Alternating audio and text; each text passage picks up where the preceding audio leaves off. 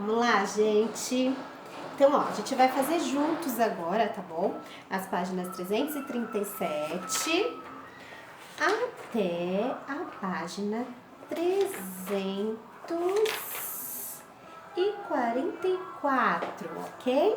Então, olha lá, os pontos extremos do Brasil. Extremos. Quando a gente fala de extremo, ó, já dá pra falar, já dá pra entender, hein? Se por acaso a gente comentar assim, ó, cheguei no meu extremo. Quer dizer o quê? Cheguei no meu limite, ok? Vocês já devem ter ouvido isso em algum lugar, né? Ó, cheguei no meu extremo, ou seja, cheguei no meu limite, eu não dá mais para ir além disso, tá? Então, o que isso significa em relação à questão geográfica? Significa que chegou no limite o máximo, ok? Então, levando dentro para a rosa dos ventos, tá? Dentro da rosa dos ventos, norte, sul, leste, oeste. Quem é que está no extremo? Quem é que está aqui, ó? Bem aqui em cima, aqui nesse ponto aqui, ó. Quem é que tá lá? O que tem aqui no último limite do norte do Brasil? Nós estamos falando, tá? Especificamente do Brasil. E aqui, ó, quem que está no limite do sul? Quem que tá no limite do leste e do oeste? Tá? É isso que tá falando aqui. Então, dentro do Brasil, ok? Dentro do Brasil, quais são esses limites? Então, a gente tem aqui, ó. Chamamos pontos extremos os lugares situados nas extremidades de um território. Podem grifar essa parte, ok? Até o território. A partir dos pontos extremos são definidas medidas das maiores extensões de um território, ou seja, através disso a gente consegue medir, né? Os geógrafos, né, os estudiosos dentro desse campo, eles conseguem verificar o tamanho desse território, desse local. Assim como estão fazendo com o Brasil, nós estamos falando do Brasil, é feito com os demais países, com o continente todo, ok? Então vamos lá.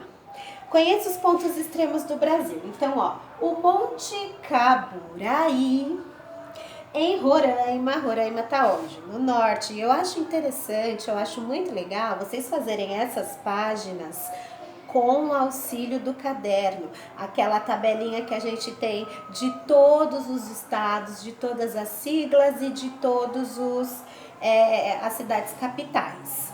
Ok? Eu acho melhor vocês pegarem regiões. Tá? Pega aquela tabelinha lá que a gente fez. Então, olha lá. Ponte Caburaí é o limite do norte. O Arroio Chuí é o limite do sul. Vão seguindo por aqui, ó. Pra eu tá indo devagar para que vocês possam seguir, ok? Aí aqui, ó. A serra, ó. Deixa eu mostrar aqui. A Serra de Contamana, aqui o 3, ó. Dá pra ver? É a legenda, na verdade, né? Ó, 1 no norte, o 2 no sul. A oeste e o 4, que é a Ponta de Seixas, no nordeste, tá? O nordeste é onde, ó? É a leste, ok? Então, dei uma lida direitinho nessa página. Ai, eu amo isso, essa divisão política, eu acho tão linda. Eu acho tão bonito isso. Bom, grifem aí.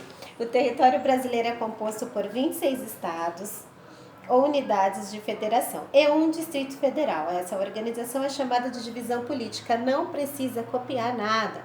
Só grifa, porque isso vocês já têm no caderno, tá? Grifem lá, tá? O Distrito Federal foi criado para abrigar Brasília, capital do Brasil. Nele estão sediadas as estruturas necessárias para a administração do país. Ok? Então, ó, para vocês olharem, a gente já tem no caderno, inclusive, o mapa, tá? Todos os estados brasileiros têm uma capital, ou seja, o município no qual está situada a sede do governo estadual. Gente, por isso que eu tô pedindo para vocês, utilizem aquela tabelinha, tá? Porque lá a gente tem todas essas informações. Cada estado também é identificado por uma sigla, lá. A gente tem essas informações, tá? Pode colocar lá. O Brasil é o maior país da América do Sul, ó, que honra. o maior país, com uma floresta maravilhosa, uma biodiversidade perfeita. Olha como nós somos privilegiados. Olha como o nosso país é privilegiado. A gente tem que preservar, sim. A gente tem que cuidar do país, sim. Porque poucos países têm o que o Brasil tem. Todos têm belezas, todos têm riquezas, têm qualidades. Mas o Brasil é privilegiado. Então a gente tem que cuidar. Tá? Então, olha lá. O Brasil é o maior país da América do Sul. Seu território, grifem essa parte. O Brasil é o maior país da América do Sul. Seu território possui extensão semelhante à de um continente, como a Europa. Por isso dizemos que ele possui dimensões continentais. Veja na tabela a seguir a extensão territorial do Brasil e a extensão territorial do continente europeu. É bem parecido, hein? Bem parecido. Expansão aqui, ó, 8.510.820 quilômetros quadrados. Nossa, quilômetros quadrados, muita coisa, né? E a Europa, 9.900.000 quilômetros quadrados, bem parecido. Localize o estado onde você mora na página anterior, ó.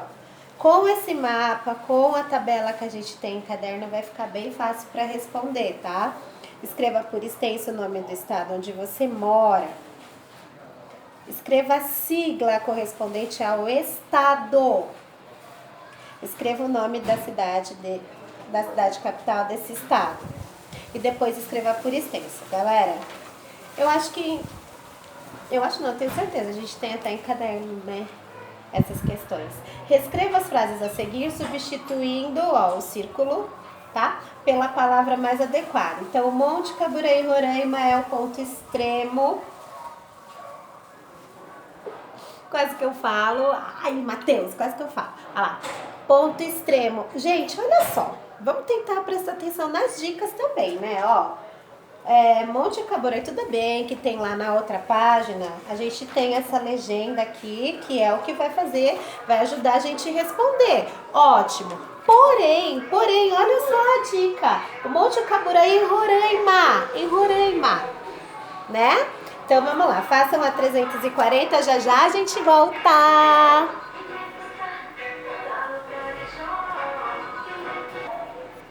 Fizeram? Ok, agora, ó. Marca texto em mãos. Vamos lá, eu já grifei aqui, mas eu vou falando para vocês, ó. Brasil, crescimento urbano e organização territorial. Ok? Essa página aqui, 341. Grifem. O crescimento da população e o desenvolvimento das atividades econômicas no Brasil, ao longo do tempo, contribuíram para a organização territorial do nosso país. Destaca-se também nessa organização a expansão urbana ocorrida principalmente após a década de 1960. Então, assim, gente, não é só no Brasil que ocorreu e que ocorre isso, né?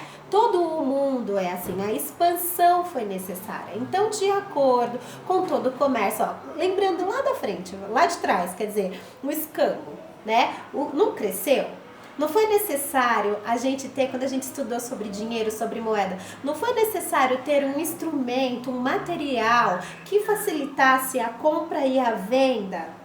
Não foi necessário que os bancos fossem criados também para que pudessem serem guardados esses materiais, esse dinheiro e essa moeda? Tudo isso é crescimento econômico e isso acontece todos os dias, assim como ocorre também a queda econômica, o crescimento e a queda. E isso é um sobe e desce, isso acontece em todos os países. Tem países muito extremamente ricos. Em compensação, tem países pobres, extremamente pobres mesmo, tá? Isso acontece no mundo todo. E aqui, falando precisamente do Brasil, mostra uma sequência aqui, ó, um cronograma, né, de crescimento, na verdade, econômico de 1940, depois de 1980 e aí 2010. Dê uma olhadinha nesse crescimento. Não tem uma grande diferença, não cresceu demais.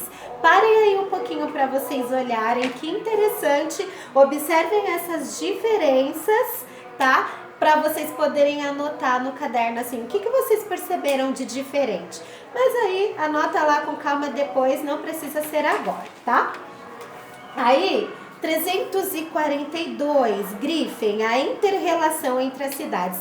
Inter já fala, né? Dentro, tá? Relação, uma relação entre aqueles, tá? Entre pessoas, entre países, entre estados, tá? Como é inter? Aqui, como a gente tá falando de Brasil, então a gente tá falando de uma relação dentro do nosso país. Então, a relação entre os estados, entre as cidades, ok? Grifem, as cidades podem ser diferentes quanto ao número de habitantes ou quanto à extensão territorial, por exemplo. Então, existem cidades grandes, existem cidades pequenas, existem cidades que têm grande número de habitantes, assim como tem cidades que têm poucos habitantes. Isso também é muito diferente, varia de estado, varia de cidade para cidade, tá? Isso é bem relativo.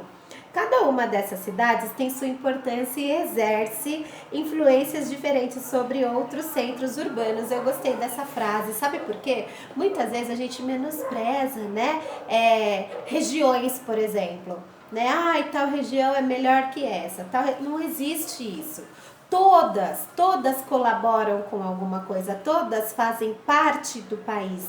Em alguma coisa, essa região, esse estado, essa cidade colabora e colaborará, ok? Então, todas têm a sua importância e a sua influência, tá? Econômica, cultural, linguística, não importa.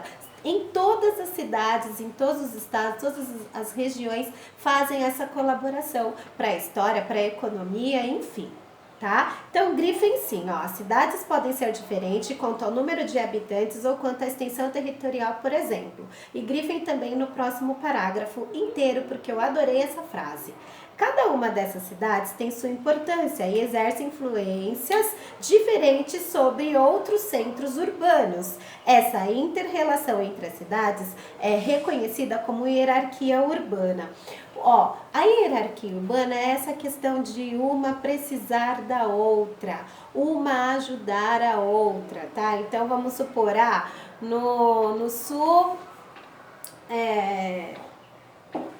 no sul se faz muito sapato, exemplo, tá, gente? Mas esse sapato é exportado para outro estado, para outra cidade. Então, assim, vamos supor, essa cidade precisa do sapato que vem de outra, tá? Essa cidade precisa, por exemplo, de um tipo de comida, um tipo de alimento que vem de outra cidade. Isso é inter-relação, ok? Então, algumas cidades, grifem, algumas cidades apresentam atividades industriais e de comércio muito desenvolvida. Essas cidades são aquelas, inclusive, onde tem maior número de pessoas. Por quê? Vamos dar um exemplo bem básico que vocês vão entender na hora. A nossa 25 de março, por exemplo, para quem já foi lá, para quem não foi, dá uma olhadinha, já ouviu falar, com certeza. A 25 de março é um lugar onde tem um grande ramo extenso, né, de comércio. Então, vende muita coisa ali e com um preço mais em conta. Então, vem gente de tudo quanto é lugar, até de outros países, para comprar na 25 de março. Então, olha só que interessante. Será que a 25 de março está dentro disso, de atividades industriais e de comércio muito desenvolvidas, para ter essa inter-relação? Será? Com certeza, né? Continuem grifando. Assim, moradores de cidades vizinhas geralmente buscam oportunidades de emprego nesses centros urbanos. Então, assim, às vezes, vou dar um exemplo. Uma pessoa fica desempregada numa outra cidade em que não é São Paulo, em que não é Rio de Janeiro, por exemplo, né? Onde tem maior busca de empregos. Aí a pessoa fala assim, poxa, lá é uma cidade, São Paulo é uma cidade muito grande, né? Cidade capital de São Paulo. É uma cidade muito grande, metropolitana, tem muito comércio, tem muita indústria, tem muito isso, tem muito aquilo. Acho que eu vou para lá tentar. Então as pessoas começam a ir para São Paulo, a vir para São Paulo, para, Eu vou sair daqui de onde eu tô e vou para São Paulo buscar uma melhora, porque eu preciso de emprego, as pessoas precisam trabalhar. Então elas começam a buscar o melhor caminho, né? E aí buscam essas cidades maiores, onde tem mais chances, né?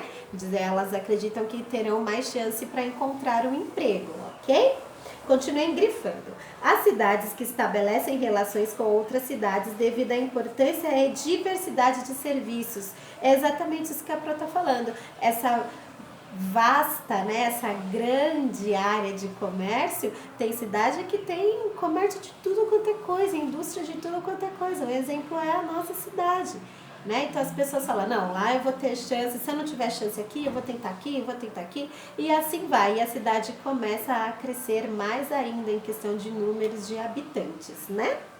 Aí continuem grifando lá na última frase, ó, o exemplo de inter-relação entre Rolândia, Londrina e Curitiba, localizadas no estado do Pará.